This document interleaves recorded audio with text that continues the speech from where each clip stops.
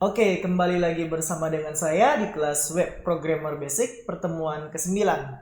Nah, kali ini teman-teman kita akan belajar apa itu yang namanya CSS Grid. Pertama kita buka dulu Sampipi kita. Oke, kita tekan start di kedua tombol ini, lalu kita exit, lalu buka browser kita. Saya buka dulu localhost pertemuan ke-6 design from home. Nah, apa itu CSS Grid? CSS Grid itu adalah perintah CSS untuk membuat lebar dan tinggi sebuah objek atau elemen itu tanpa menggunakan ukuran pixel. Nah, kalau mungkin di pertemuan kemarin kita pernah membuat kolom kiri dan kolom kanan ini, kita menggunakan ukuran pixel untuk lebar dan tingginya. Ini dia kolom kiri dan kolom kanan. Mana dia? Ini kolom kiri ya. Kita gunakan CSS di sini dengan tinggi 730 pixel dan dengan lebar 730 pixel dan minimal tingginya 300 pixel. Ini kolom kanan juga kita pakai pixel ya untuk tinggi dan lebar dan tingginya. Oke, itu dia mengatur sebuah lebar dan tinggi menggunakan pixel. Nah, kalau kita menggunakan CSS Grid ini, kita tidak perlu lagi menggunakan pixel ya untuk mengatur lebar dan tingginya. Langsung saja, ini saya close. Terus kita buka folder C kita, Sampipi, docs, kita buat nama project kita. Pertemuan penghubung 9 penghubung CSS penghubung grid. Oke, kita buka notepad lagi, langsung kita simpan dulu dia di C Sampipi docs pertemuan 9 CSS grid, nama filenya index.html, tipenya all files, lalu kita simpan. Kita buat struktur HTML-nya ya. CSS grid.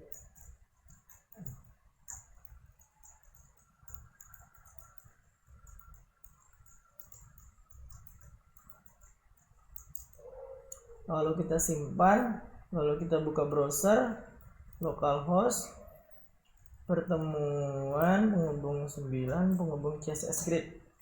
Dia udah kebaca ya detailnya.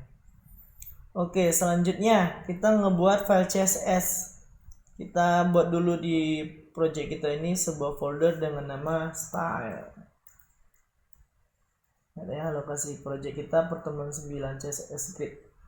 Terus di dalamnya ada folder style. Di dalam folder style ini kita buat sebuah file dengan nama style.css. Kita simpan, taruh di C. Sampipi docs pertemuan 9 CSS grid style. Baru nama filenya style CSS.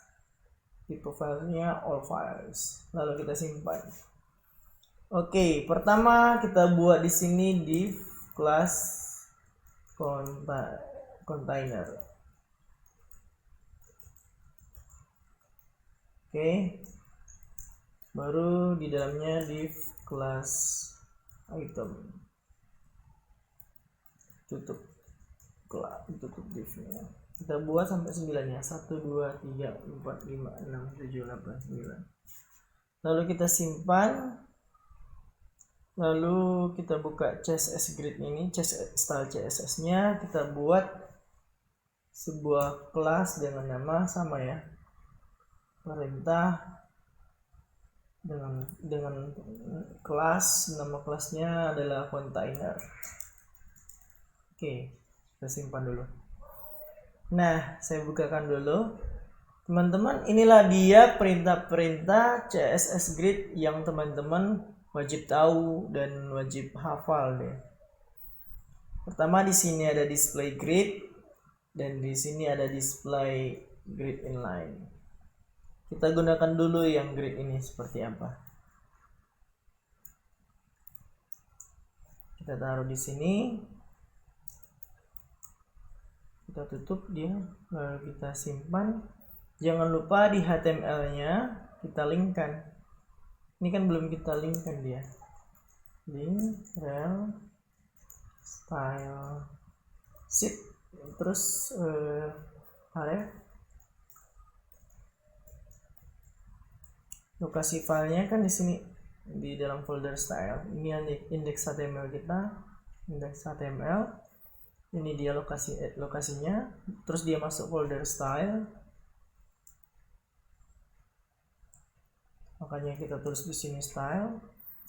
Lalu dia ngambil file style.css.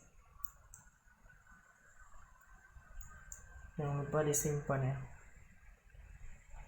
Oke, pastikan ya extensionnya muncul di sini .css. Dari sini buat yang baru mengikuti ini saya ajarin. Nah, centang di sini dihilangin ya, biar nampak extension CSS-nya. Oke, kita buka dulu. Ini dia udah kita linkkan. Terus di sini kita udah taruh display grid. Lalu kita refresh. Belum terjadi apa-apa. Coba kita masukin angka di sini karena dia belum ada objek. 2 3 4 5 6 7 8 9. Lalu kita simpan dan seperti ini masih belumnya. Ya masih ke bawah gini. 1 2 3. Oke.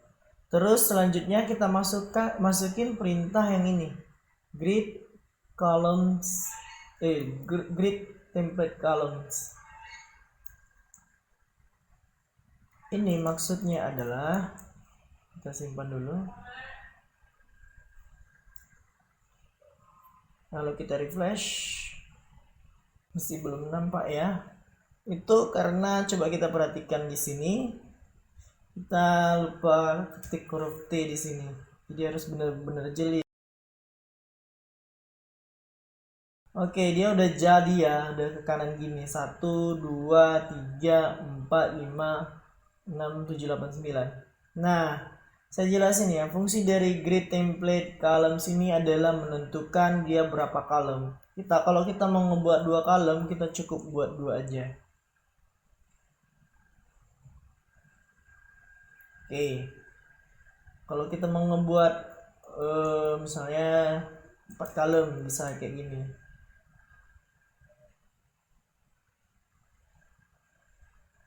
Oke, jadi dia 4 kolom ya, 1 kolom, 2 kolom, 3 kolom, 4 kolom. Nah, itu dia kalau menggunakan auto ya. Sebenarnya auto ini bisa diganti menjadi misalnya 200 pixel. Jadi untuk kolom pertama itu dia lebarnya itu 200 pixel. Kita juga bisa menggunakan pixel. Tetapi sangat dianjurkan itu jangan menggunakan pixel. Karena kita nanti kedepannya akan membuat yang namanya sebuah halaman yang responsif. Responsif itu seperti ini. Jadi ukurannya itu menyesuaikan pada layar ini, layar browsernya. Ketika diginikan, nih dia 2 kolom ya, ukurannya segitu. Lalu kita kecilin, apa yang terjadi? Dia semakin mengecil dan terakhir dia seperti ini. Jadi 1 kolom, tapi agak lebar lagi dia. Jadi sangat dianjurkan jangan menggunakan pixel, gunakan auto. Terus Bang, untuk untuk membuat perbandingannya gimana? Membuat perbandingan ukurannya, misalnya kita mau membuat bahwa si 1 ini ukurannya 2 kali ukuran kolom-kolom yang lain, kita bisa gunakan yang namanya ini perintah ini dia, grid row start dan grid row end. Kita gunakan grid row start.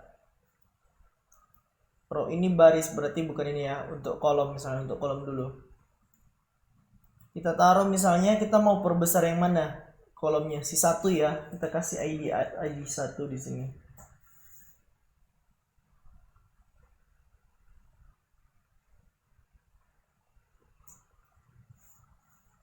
Jadi kita kasih ID 1, berarti dia pagar ya, pagar jangan angka gini dong. Kita buat aja kolom item 1. Jelek banget kalau angka gitu nama idenya. Oke, kita buat ininya.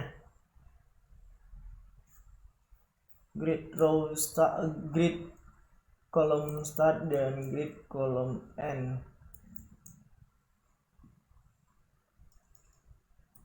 Nah, kita simpan, lalu kita refresh. Nah, dia udah memakan 2 kolom, cuman belum kelihatan karena kita belum kasih background dan bordernya. Jadi untuk kelas item ini kita kasih dulu border dan itemnya, border dan backgroundnya. Border 1 pixel solid black, background color red, padding 20 pixel. Lalu kita lihat. Nah, jadi untuk mengatur lebar kolom ini kita bisa menggunakan yang ini ya, grid column start dimulai dari 1 dan diakhiri pada kolom yang ketiga. Tapi kalau kita perhatikan sebenarnya ini kolom ke-1 dia berakhir di kolom kedua kan sebenarnya. Tapi kalau di sini ditulis dia di kolom ketiga malah. Jadi kayak mana saya jelasinnya? Pokoknya kalau kita mau ngebuat 2 kolom, kita buat n-nya 3. Kalau kita mau buat 3 kolom, n-nya 4 misalnya kayak gini. Pokoknya kayak gitu sih teman-teman. Jadi kalau mau buat 2 kolom, buat dia n-nya 3. Kalau mau buat 4 kolom, buat dia jadi 5 gitu. Pokoknya tambah-tambah 1 lah. Coba kita buat dari 2, apa yang terjadi? Start from 2. Apa yang terjadi? Dia tidak ini ya, tidak ada di kolom pertamanya. Jadi kalau bisa kita simpulkan bahwa dia diawali pada kolom pertama dan diakhiri di kolom sebelum kolom keempat, berarti kolom ketiga. Kayak gitu membaca ini ya, membaca perintahnya kira-kira seperti itu. Jadi diawali dari kolom pertama, diakhiri sebelum kolom keempat. Kolom keempat kan yang ini, pertama, kedua, ketiga, dan keempat. Sebelum kolom keempat, berarti diakhiri di sini berakhirnya. Jadi kayak gitu membacanya teman-teman ya. Oke, itu untuk mengatur yang namanya lebarnya. Kalau ngatur tingginya kita menggunakan yang ini, row.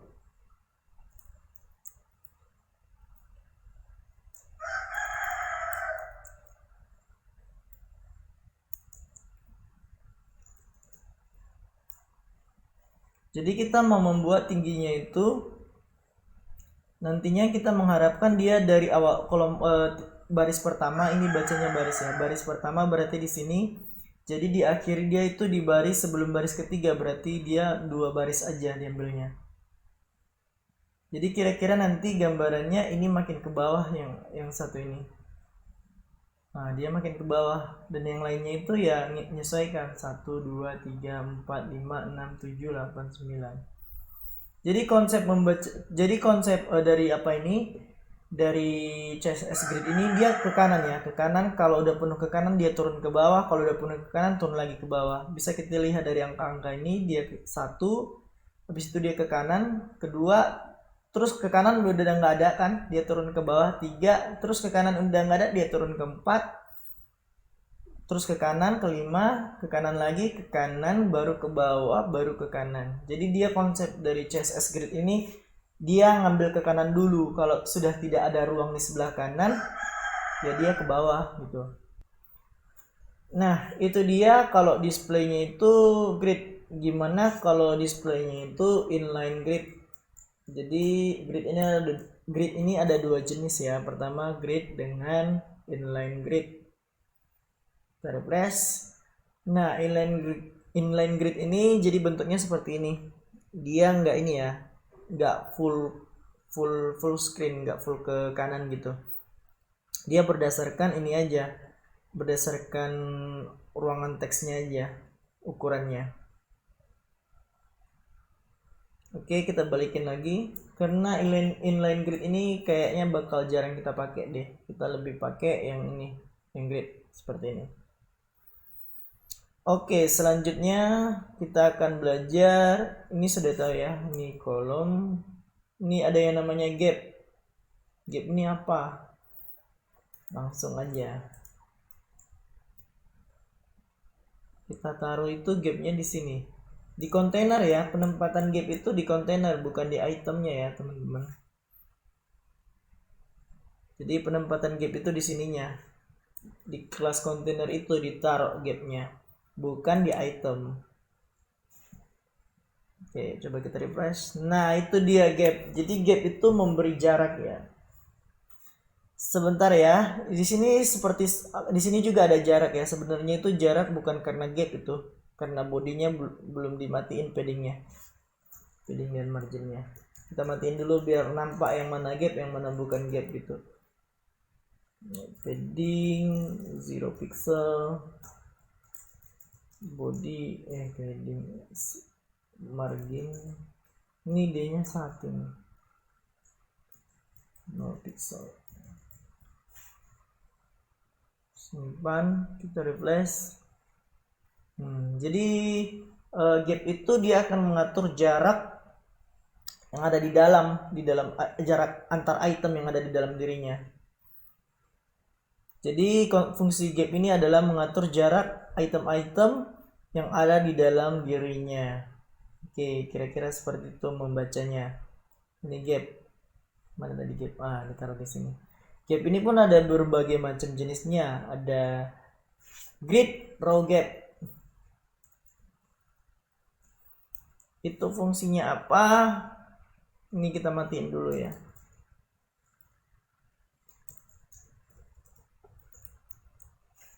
Lalu kita simpan dan kita refresh. Jadi grid row gap itu dia hanya mengasih jarak itemnya itu untuk barisnya saja dikasih jarak. Selanjutnya ada grid column gap, ya sama kayak tadi, cuman dia ini columnnya yang dikasih jarak. Ini kita matiin dulu, lalu kita simpan.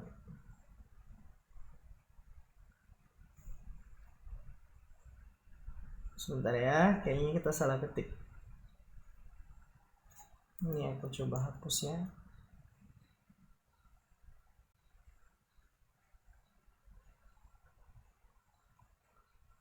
Kolom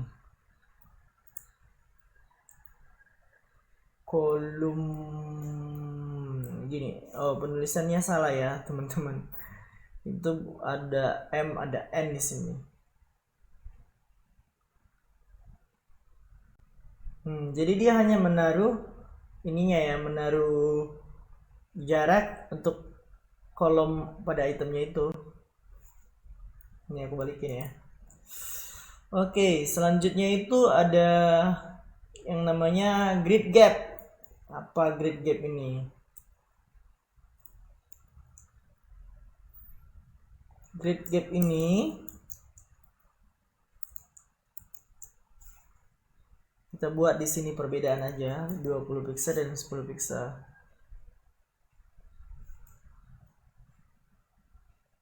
Lalu kita refresh.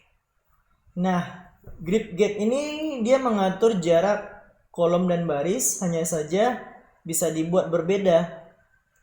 Ini barisnya berapa? 20 pixel, kolomnya 10 pixel. Nah, kalau grid biasa tadi ini dia pukul rata semua ukuran lebar dan kolomnya, jarak antara lebar dan kolomnya. Sedangkan kalau row gap ini dia untuk baris doang, kolom gap ini untuk kolom doang, dan ini untuk keduanya tapi dengan settingan yang lebih lebih spesifik. Oke, ya, saya rasa cukup sampai di sini untuk kali ini. Ya, seperti biasa teman-teman ya. Saya hanya minta teman-teman mengulang. Ini diulang-ulang sebanyak 5 kali karena sedikit toh. Yang perlu teman-teman hafal tuh yang ini nih. Display grid, display inline grid. Karena kedepannya kita akan sering menggunakan CSS grid ini. Oke, saya kasih tahu dulu struktur ininya, struktur programnya. Pertama di htdocs kita punya project pertemuan 9 CSS grid. Di dalamnya ada file index, index.html, codingannya yang ini. Oke. Kemudian CSS-nya yang ini. Oke, sedikit kan? Oke, silakan dihafal. Untuk pertemuan kali ini cukup sampai di sini. Sampai bertemu di pertemuan selanjutnya.